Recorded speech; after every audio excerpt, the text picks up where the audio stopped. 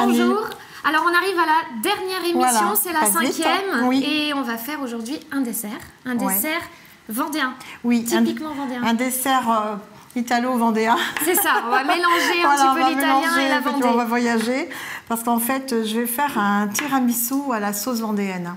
Et dans ce tiramisu, il va y avoir de la mojette, ce qui peut surprendre. Ah oui, moi j'ai jamais goûté de mojette en sucré. Oui, bah, c'est très original. On va découvrir ça. Voilà. Alors explique-nous un petit peu la mojette, d'où elle vient. Donc là, elle vient de Chauchet, donc une production vendéenne. Dans ce tiramisu, parce que le tiramisu à la base, donc c'est fait avec du mascarpone, qui est un fromage donc italien que l'on voit ici. C'est un fromage italien théoriquement à base de lait de bufflone. Alors, après, ce qu'on trouve dans le commerce, selon les commerces où on l'achète, si on va chez un vrai fromager, c'est certain qu'on trouvera, le vrai mascarpone au lait de bufflone. Sinon, ce n'est pas toujours le cas. Des boudoirs, donc des biscuits cuillères.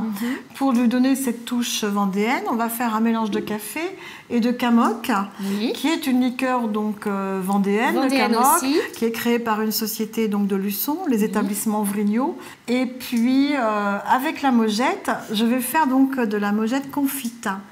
Donc cette mojette confite, c'est une recette qui m'a été confiée par le chef du restaurant chez Bastien à Saint-Jean-de-Mont. On prend des haricots demi-secs que j'ai fait tremper voilà, faut les laisser tremper. Il faut les laisser tremper, il faut après les faire cuire ce qu'on appelle un peu al dente, comme des pâtes en fait, donc pratiquement cuit. Et puis ensuite, on les égoutte et là, on les met dans une casserole. On recouvre avec un mélange à poids égal d'eau et de sucre. Donc on fait ce qu'on appelle un temps pour temps, c'est-à-dire la même quantité d'eau, la même quantité de sucre que on recouvre les mojettes déjà pré-cuites avec ça. Et puis là, on le laisse confire jusqu'à ce que ça prenne une couleur caramélisée. Alors là, Marie-France, qu'est-ce qu'on va faire maintenant? On va séparer le jaune des blancs, des œufs. Parce que les blancs, on va les monter en neige. Donc on va d'abord mélanger les jaunes avec le sucre. 3 œufs. 3 œufs, 100 g de sucre. Voilà. Tout simplement. Bon, et bien c'est parti. Et puis 250 g donc de mascarpone. De mascarpone.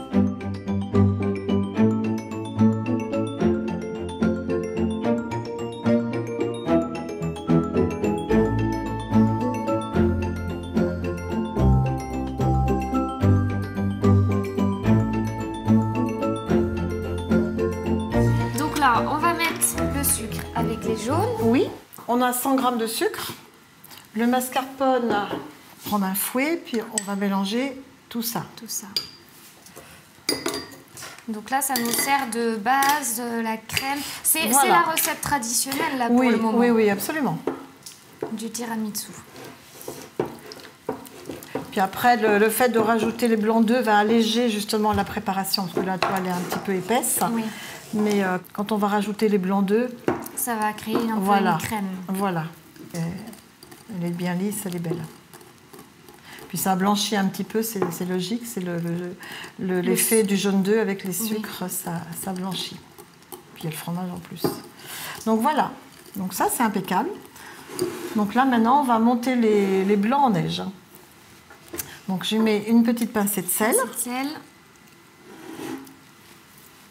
Juste 2 ou 3 grains. Donc pincée de sel, ça favorise, permet de monter plus rapidement les blancs.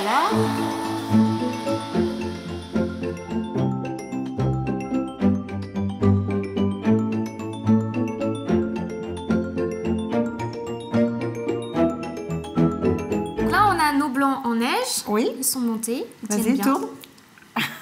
Je mets la main au cas où quand même, on ne sait jamais. Non, c'est bon. Et donc, on va les incorporer délicatement.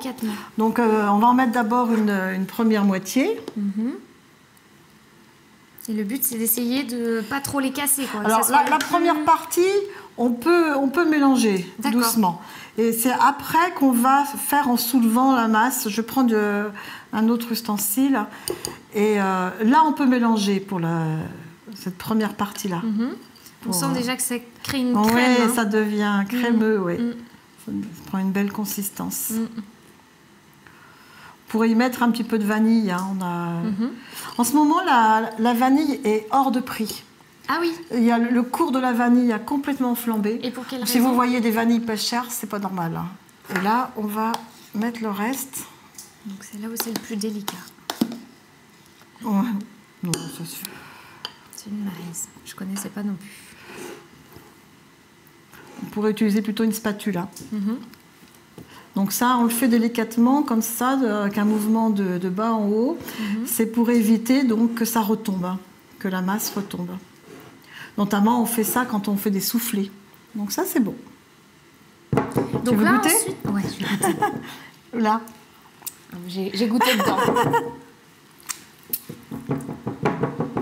Il n'y a pas à dire, c'est bon. Hein? C'est léger. Oui, c'est léger. Oh. Bah, le mascarpone, c'est léger? C'est de l'air, pour ceux qui disent que c'est. Ça va alors. Ouais. Du coup, à suivre, qu'est-ce qu'on fait? Donc à suivre, donc on va faire tremper les boudoirs. Oui. On va faire un mélange, donc de café et de camok, qui est déjà en elle-même une liqueur au café. Au café, hein, c'est mais ça. on va renforcer ce goût du café, qui est le goût original du tiramisu. Très bien. Donc on verse ça en Voilà. quantité, c'est un peu... Là, il y a une demi-tasse, puisque par rapport à notre nombre de... Oui, c'est ça. Hein, voilà. Donc c'est un café non sucré, Ah oui. hein, nature non sucré. Parce que les boudoirs sont déjà sucrés, donc ça sert à rien de rajouter Sinon, du sucre. ça va être trop... Ouais. Ouais.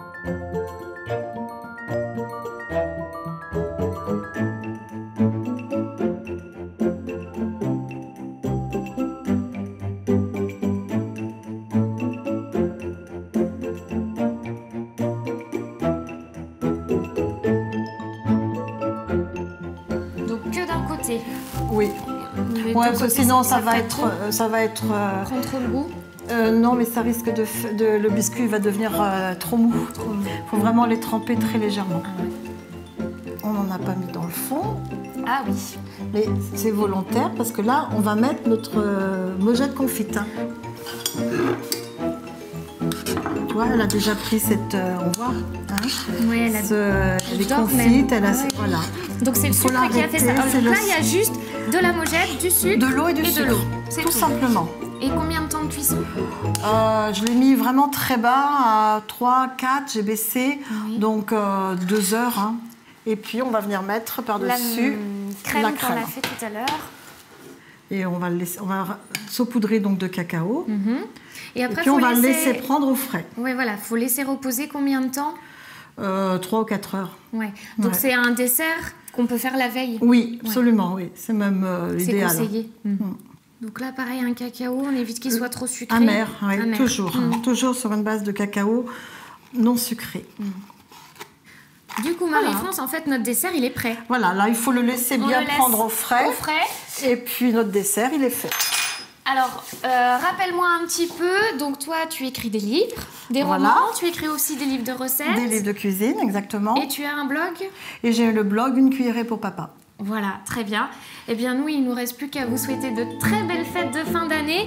Merci, Marie-France, pour toutes les émissions. Merci Fanny. Et puis, peut-être à bientôt. Avec plaisir. Et joyeux Noël. Joyeux Noël à tous.